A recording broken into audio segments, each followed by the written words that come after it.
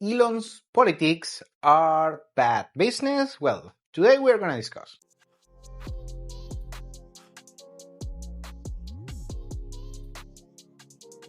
Of course, we all know Elon Musk, the richest man in the world, a very eccentric personality. Also, the founder of several awesome companies, I have to say, like Tesla, Starlink, SpaceX, and the Boring Company, and several others. Also, of course, the owner of Twitter or X right now.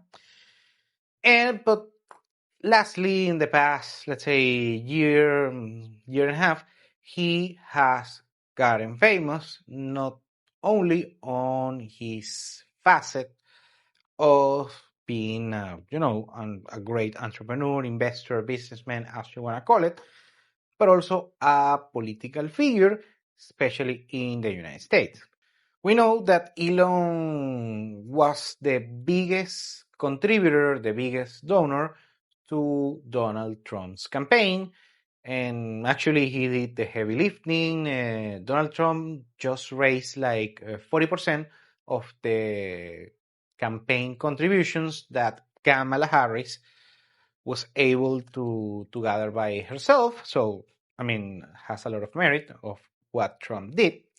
However, and we know that Elon donated around a little bit less than 300 million US dollars, and most of that money came from the America PAC. You know that in the US, in order to do lobbying and sponsor a candidate, you need a PAC, a political action committee, and Musk created one called the American PAC, and most of the money came from that particular action committee. But not only that, he was very active throughout the campaign. First, of course, on his particular platform, X, he even interviewed Trump. And he was very active throughout the campaign on social media, talking about the different, topics that were, the mainstream issues regarding Trump's campaign. Also, he campaigned himself. He went to several cities and did several rallies, political rallies, including this famous one in Butler, Pennsylvania, when he jumped like a kid, and also, the dark MAGA. So basically, this goes to history on this particular campaign that, it was quite remarkable. However, now the chickens come to roost, and that is affecting Elon not only on his personal side, but also on his finances. So first, let's go how, it was a good trade or not regarding the Elon's investments. After the result of the election, Elon on 2024 had an estimated net worth around 250 billion US dollars. At some moment on 2024 took a dip and it reached around 200 billion US dollars. Back then, for a few short time span, he lost the title of richest man in the world, and then he took it back.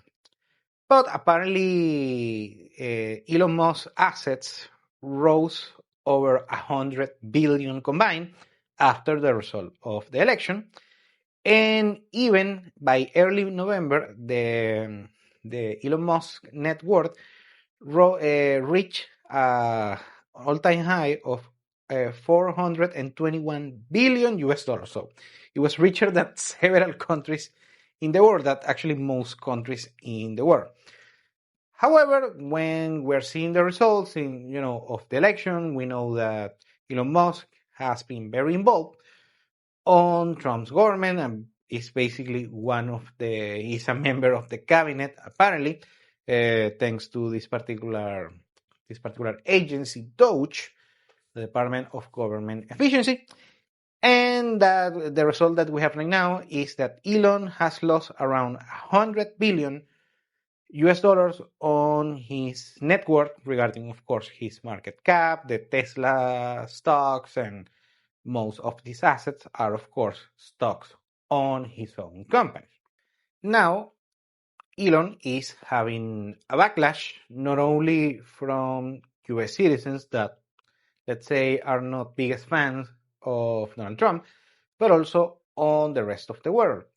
Elon is openly endorsing several right-wing candidates and usually far-right politicians all over the world, like he did with Alice Weidel, the leader of the AfD party in Germany. We already discussed that. Also, he's endorsing people like Nigel Farage in the United Kingdom and several different politicians, right-wing politicians in Latin America. He's openly endorsing Javier Milei. In El Salvador, Nayib Bukele, and even several opposition candidates within Latin America and the rest of the world that are right-wing, far right-wing politicians. Good on that. So the people that are not on that particular, they don't have that particular political bias, or they are very, on the other side of the aisle, very left-leaning, are, upset with Elon. And many people are not deciding not to use Elon services. Like first, Tesla, for instance, many Germans, also many Americans, left-leaning Democratic Americans, they are even selling their own Teslas or deciding not to buy Tesla vehicles. So that had made the wholesale of Tesla vehicles collapse on the past few months. Despite the fact that Elon Musk actually and Tesla, they are pioneers on the electrical vehicle market. Also, several governments and regional governments are canceling contracts with Starlink. Starlink, the Elon Musk service for satellite internet that you can reach worldwide, several contracts have been canceled. The Ontario government in Canada, also in Mexico with America Mobile, even in his own country, South Africa, they are canceling Starlink, also in places like Brazil and several European countries that are on the discussion of canceling such products. Now, the biggest issue with with Elon's net worth and his political activity is regarding the market share that Tesla has on the EV markets. As we said, Elon and Tesla, they are pioneers on this particular market, and the rest of car manufacturers are trying to catch up. I'm talking traditional car manufacturers like GM, Ford, and Chrysler, also the traditional manufacturers in Germany like BMW, Mercedes, and Volkswagen. And we have also several new players and several companies that are just making EV cars, EV vehicles, and we have a bunch of Chinese players. We have this particular company, Rivian, looks very nice, those cars. But the biggest one is actually this company called BYD. This is a Chinese manufacturer that makes actually they have a great product, a nice EV market fleet, so they have variety, and also on a great price. So this particular company is actually becoming the dark horse for Tesla worldwide. So if we review the numbers on the EV market and the market share worldwide, let's start with the US, where the EV market is over 8% of the whole car market in the country on 2024 and 2025. Tesla has, on 2024, 49% of the market share of the EV market. That's around 637,000 cars. And by far are the biggest one. Tesla is the biggest one on this particular market. But they are declining from a 55% just on 2023. and it's projected on 2025 the Tesla will have only 44% of this particular market.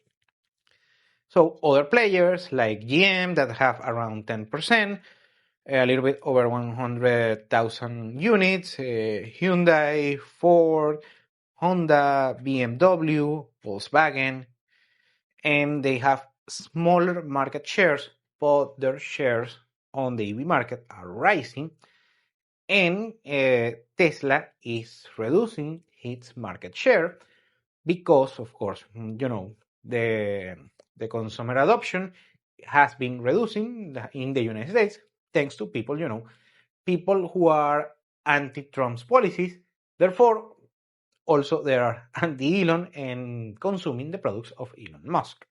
We can see this same tendency in Europe, where last year Tesla had an 18% of the EV market, so even surpassing the European makers like Volkswagen with 14%, BMW 7%, but right now it's going from 18 to 16, and thanks to that, the Elon is not as popular as he was last year. So a particular segment of the market share, they will prefer choosing another car instead of a Tesla just because the bad reputation for them of Elon Musk thanks to his political stance. Now the biggest issue might come from China. At some moment, Elon had a great participation on the EV market in China. Remember that China is the biggest market in the world, at least on the number of consumers. Well, you also have India, but that's for the explanation. It's for another day. Right now, China is just right after the US, the most important market, and is the biggest market of people with a significant purchasing power. Now, the presence of Tesla in China started on 2014. So between 2014 and 2019, Tesla used to import their cars, their models to China, and were, kind of successful. And they used to sell like 75,000 units per year of Tesla models. Now the game changer came on 2019. That's when the Gigafactory of Tesla in China, specifically in Shanghai, it was inaugurated not only to supply the domestic market of China, but also even for importing cars, Tesla cars, to the Asian markets. So before the Gigafactory, Elon had a participation on the market. The market share was around 1%. After the Gigafactory was inaugurated on 2020, that's the first year that you have the register of the market, 16% of the EV cars in China sold were Tesla cars. Then on 2021, it dropped to 12%. 2022 dropped to 10%. 2023 drops to 8%. And 2024 is 6.5%. And is projected on 2025 that the share of Tesla will be 6% in China. And because, of course, the biggest competitor that Tesla has is BYD, this company that manufactures very good cars with a reasonable quality on a reasonable price. Actually, they are quite cheap, especially the cheaper models. So this company has 35%, so it's more than a third of the participation. And the rest of the competitors are several Chinese companies that have been able to, to create a good product on a more affordable price compared to a Tesla that in many cases is, rather than being an average car, is an aspirational luxury good. And here is the caveat on this particular thing. We know that Trump and several members of his cabinet are China, and China is one of the main affected nations regarding the trade war that Trump wants to implement. We know this. However, Elon Musk has a good relationship with the Chinese elite over there, especially the politicians over there.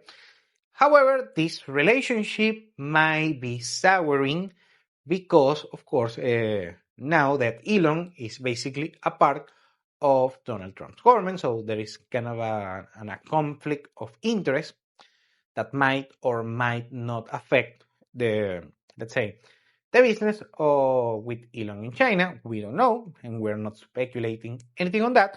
But even with that, let's say it's not the case, even the tendency is low. And also we know the Chinese strategy in order to grow their own markets is first invite foreign companies that are good on a particular, let's say, a particular market, a particular good, a particular service, whatever might be the case. They try to replicate, and this is, the Chinese brand, they try to replicate that particular product and create, let's say, a version that is cheaper with a reasonable quality. And apparently that's what we are seeing in China on this particular case with the EV market. Now, the silver lining for Elon Musk and his business is actually Donald Trump and the USA. Here's why. Because first, with the tariffs, Tesla can become one of the main, winners of this particular trade war. Because unlike most of the manufacturers in the United States, including the big three, for GM and Chrysler, that they have a very complicated supply chain that involves Canada and Mexico. Meanwhile, Tesla manufactures entirely their vehicles within their own gigafactories that they are here in California, also in Texas. These Tesla vehicles will not be, exposed to tariffs. Then their prices, the end consumer price, will be more competitive for the average consumer within the United States, even compared with other car manufacturers, including US manufacturers. And the other thing is that Elon can get government contracts from the US, of course, including SpaceX. That, by the way, that doesn't mean that he will get these contracts because he's close to Trump, because actually, during the Biden administration, Elon had contracts with the US government. And I don't think that is, a bad thing on this regard, because Elon is actually very good on this particular business. Specifically on this case, SpaceX, that actually has, as far as I know, a good product on a reasonable price. I'm not a rocket scientist, but let me know in the comments. And lastly, several other companies that from Elon Musk that are very competitive, especially Starlink, that I think they provide a good service on a reasonable price, and on a bulk, on a larger scale, is actually profitable for several either private companies or government contracts to actually hire Starlink instead of the possible competition. So there we go. How is going to be the net worth of Elon Musk after the Trump administration, or even if Elon will end the Trump administration, just, with Trump, without a feud or something like that. So we're going to see that. So please leave on the comments below your, let's say, your forecast. Maybe we can have some fun after, the Trump 2.0 administration ends, and let's see the numbers. The Elon's network will be up, will be down, or he will finish the administration with Trump or not. Thank you for watching Continental Insider. Please like, share, and subscribe. Follow us on social media, and if you want to work with us, continentalinsider.com. Thanks again, and have a nice day.